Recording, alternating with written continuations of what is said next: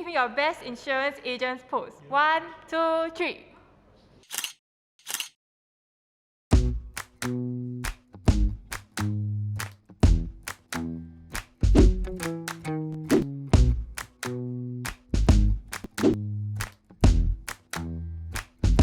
Hi guys. Hello. What are the usual insurance agent stereotypes that you always get? We earn a lot. Put commission first. Incompetent. Insurance agents sell products you don't need to hit their target. My friend used to sell me insurance before I was in this line. He was just telling me that, hey, I'm just short of target for like couple of hundreds or thousand. Can you just support me? And I was like, okay. I mean, since I'm doing some savings account and everything, then I said like, okay, why not? So now that I'm in my own industry, right? Then I feel that okay, this is a mistake that I don't want to do it. I want to educate my clients and really help them. I don't think it's true because yes, we do have targets, but clients are smart nowadays. I think they know what they want, they know what they need or don't need. So being a professional, you also don't want to come in and pitch something that is out of the way. Is there any way to spot like a insurance agent who sell it for the sake of commission? They just recommend you, they want to get a savings plan for $500. They just ask you to get. They don't even go and do an analysis whether if you can afford it or not.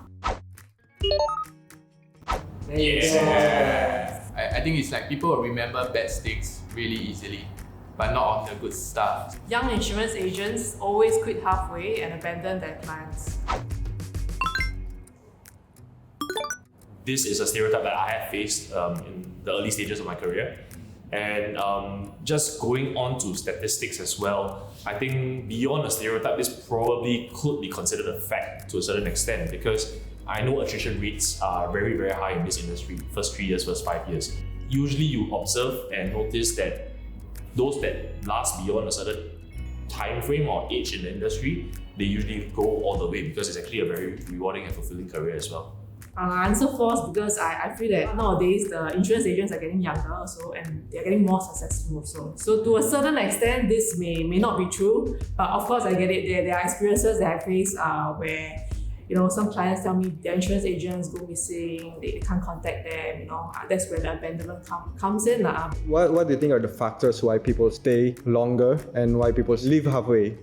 We face rejection on a constant basis, daily basis. So I think there are many people who can get pretty psychologically affected by this rejection. Any tips on how to face rejections for new insurance agents? I think I normally tell my clients I eat rejections for breakfast. Yeah, so it's not really like walking out of the rejections, but facing it and being used to it. They ask you how you are, you just have to say that you're fine. 66. I think it's double-barreled, that's why, because not everybody who quits abandons. Insurance agents indulge in expensive watches and drive flashy cars to post on social media. It's true, but I don't see anything wrong. I mean, if they're working hard, what's wrong with that? As long as you're doing your job properly, it makes you happy, you're not doing anything wrong with other people, then let them be. I think there are many industries where successful people show off their success. Right. But there are also many successful people who are not showing off their success. So to put it as a label just for this particular industry, I don't agree with it lah. Can you show to the camera what you're wearing right now? It's a Aries Gold watch. Is it considered branded? I think that around 1 million. So I bought this watch for I think about $200. I'm wearing a Tudor. This is just to commemorate my first milestone, my biggest milestone in the AIA. Yeah. Mine is Tudor also. I bought this I think a while back, but I waited for it for very, very, very, very long because I saw it, I fell in love with it, I was like, that's it. So I do have Nissan Serena e-Power. I drive a Honda Fiesta. I drive a Mercedes G180. Yeah, I drive a Merc as well. Very quiet. What? Seriously? Yeah. Insurance agents have identical Facebook, Instagram posts. Yes, I agree. So I think for Facebook, Instagram, if you see like finance posts, CPF posts, more often than not, they are agents, financial advisors. Yeah, I think it's false because I think now insurance agents, their Instagram page are more like lifestyle. They actually document like what they do every day. Yeah. So I think nowadays it's more relatable to the audience. That right, we have a checklist here. Raise your hands if you have posted that kind of content.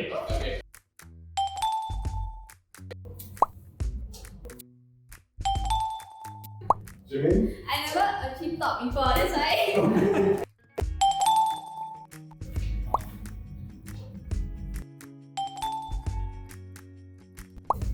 Somewhat, I guess.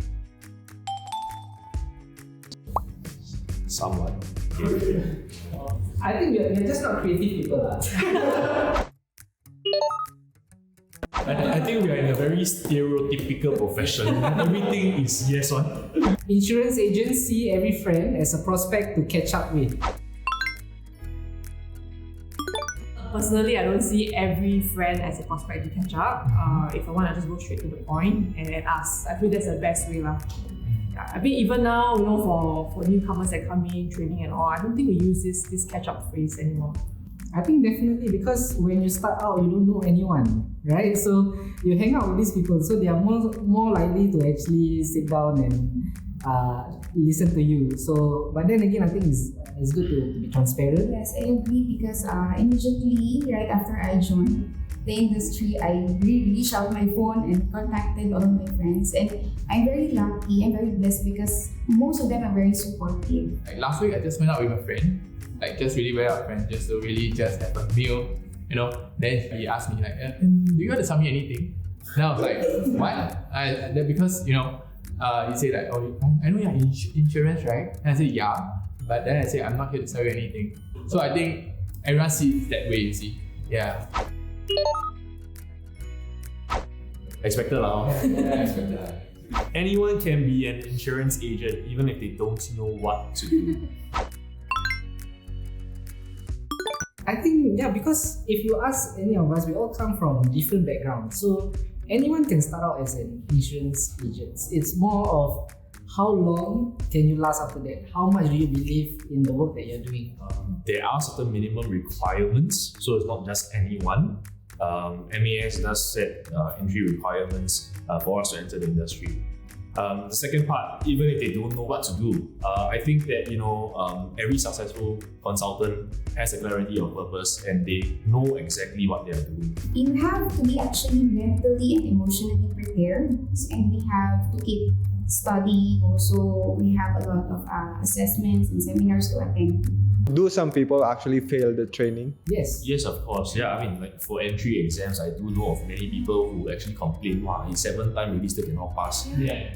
I mean, I'm the newest here among them, so I'm 9 months. I'm a wedding photographer before that, so I came to this job. So I think it's not really true. It's because you really have to learn a lot. You have to read a lot. It's not just as simple as I sell you this plan and this is the returns and everything. If you really want to go for a holistic planning, right? It's really a lot of figures that you need to work out, and then the number of years. You need to know a lot of information to share with your clients. When we enter, the company does provide training, but we also have this thing called continuous professional development hours that we have to fulfill on a year-to-year basis. So we are constantly upgrading ourselves. Stereotyping, I think, is very common, especially before I even joined the industry, I am also one of the stereotype. But when I go for exam and I really go in depth into insurance, that's where I really understand a bit better. You cannot blame them. You were once on the other side of the fence. So I think you just have to prove them wrong.